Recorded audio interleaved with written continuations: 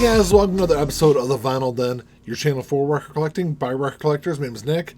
Today, it's Tuesday, so we're talking new releases. There's a little over 350 titles coming out this Friday, July 22nd. I got about a dozen that I'm going to talk about today.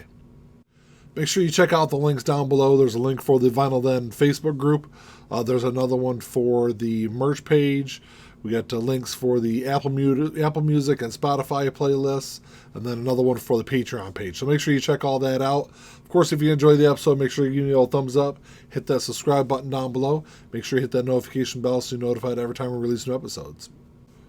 Like I said in the intro, a little over 350 titles coming out this week. I'm only going to talk about 12 of them, though, so if there's something I don't talk about, make sure you drop me a comment down below.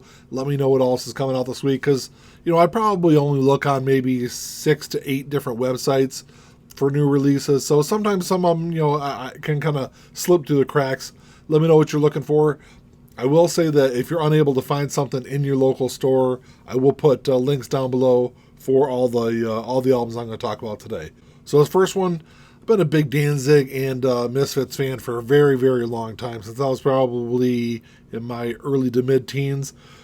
So this is Danzig 666, Satan's Child, that's going to be reissued this Friday. This is going to be on a red marble vinyl, so kind of a cool look to it. It was Danzig's 6th studio album, original release back in 1999. This has more of like an industrial kind of sound to it. It was definitely kind of a different kind of music, a different kind of album for Glenn Danzig. So it's not one of my favorites, but it's just, it is an okay album for what it is. It's going to run you about $30 online, so not terribly priced. This next one is one that was reissued last year for a lot more money. I want to say it was probably $15, almost $20 more last year than what it is this year. But this is House of Pain's self-titled album. This is the 30th anniversary release of this. If you're watching this on the day the video comes out, it is actually the 30th anniversary today. So the Jump Around, of course, was the huge hit off of this album. So when this came out last year, it was on this really cool, like, clear with, like, orange and green splatter to it. And it was almost $50. So it was definitely really expensive. Actually, I think I talked about it in my new release video last year when it came out and kind of complained about the price of it. So this year for the 30th anniversary release, this is just going to be on standard black. It's going to run you about $30, so it's not a terrible price for that album. So, like I said, I know there's a bunch of people that are really excited to finally grab that release. An album that's coming out this week that I'm really excited for, actually Ian and I talked about at the beginning of the year when we did our most anticipated albums of 2022 video.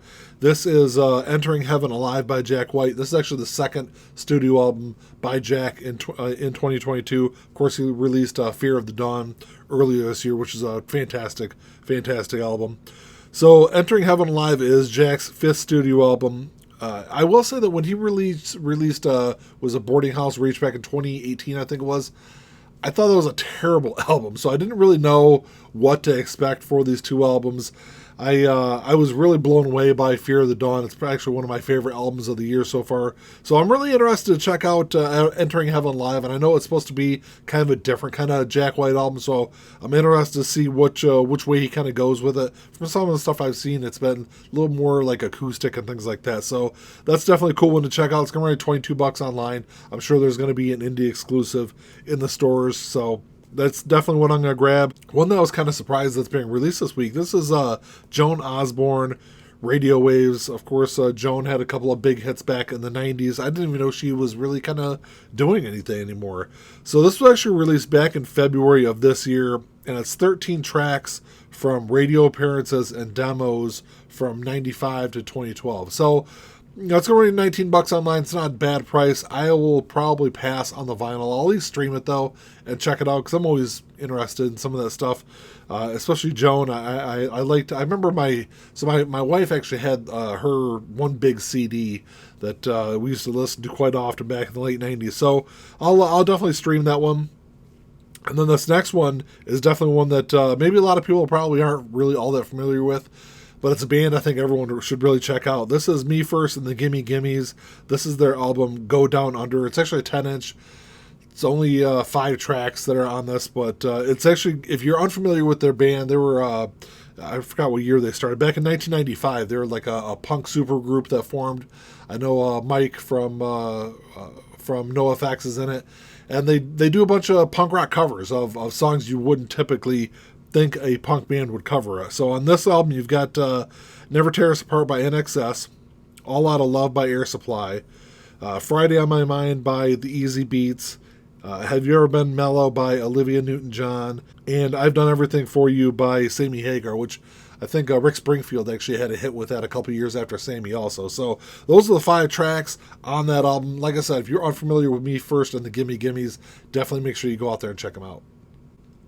This next one, this is Point 5, The Gray Chapter by Slipknot. I know this is an album that a lot of people have really been looking forward to.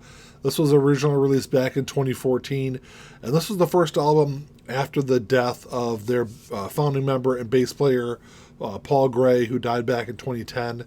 He was also, I believe he was actually their main songwriter also. But so I'm not a huge Slipknot fan, but this is probably one of my favorite Slipknot albums. This is going to run you about $30 online, so it's actually not badly priced, especially since it is a double LP. So that's definitely a cool one to grab. And then this next one, this is Sponge Riding Piñata.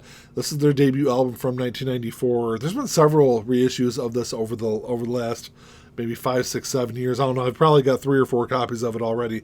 So I'll probably pass on this one. This one's on Flaming Orange vinyl. It is a music on vinyl release, so you know it's going to sound really good.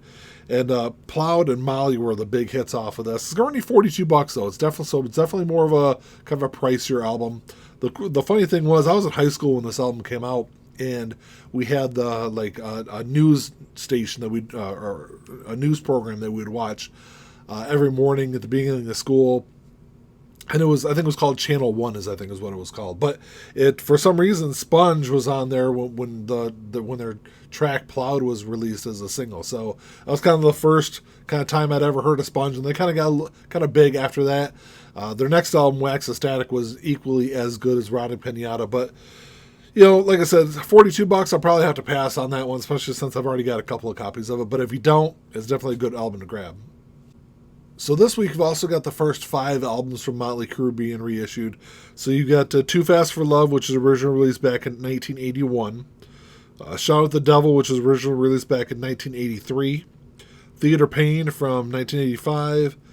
Girls, Girls, Girls from 1987. And then Dr. Feelgood from 1989. I will say that all 5 of these are $24 online, so not a bad price for these reissues.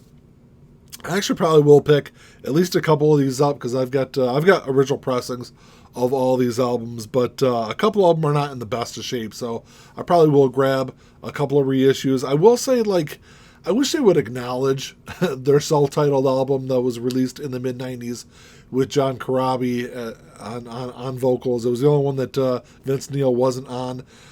It's actually a really good album. If people go back and actually listen to it, I've seen a couple of bootlegs of it over the years. I haven't picked one up. I know that there was issues with the vinyl bootleg of it where you would open up the gatefold and actually had a picture of Vince Neil in it. So I think the latest version or the latest bootleg has kind of corrected that. But you know, it was released back in 1994. I would love to see them release that on vinyl. Also, Generation Swine, which was released back in 1997, as another. Both of those albums are both really good, really underrated Motley Crue albums. They're definitely a little bit different from some of the stuff that they were doing in the 80s, but they're both equally as good, I think, than or better than a lot of people would give them credit for. So I'd definitely love to see both of those at least get the same kind of treatment that the 80s albums get.